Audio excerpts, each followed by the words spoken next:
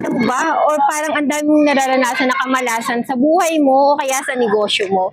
Ito yung ating golden bulu with red agate na yung kontra malas. Kontra na rin sa mga naiinggit sa'yo para na rin maprotektahan yung business mo.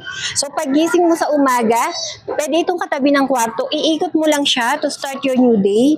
Ayan, to recharge or re-energize your new day, the start of your day. So umpisa pala ng araw mo is puro positive na enerhiya na yung mararamdaman mo.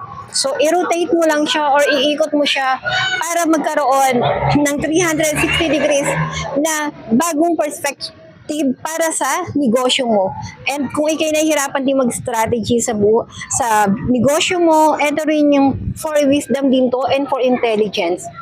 And meron din siyang design na mantra. So, this is for business mantra na kung mahilig ka rin mag-travel, traveler's mantra. So, bago ka lumabas ng bahay or kaya may pupuntahan kang importanteng travel, ayan, iikot mo lang yung natin upang sa positive energy at may iwasan yung mga bad karma, mga naikit sa'yo. And of course, ang ganda na rin ng kanyang design. Very unique and perfect na pang-display sa bahay or kaya sa negosyo mo. Red agate, kontra malas, and para sa proteksyon sa negosyo mo.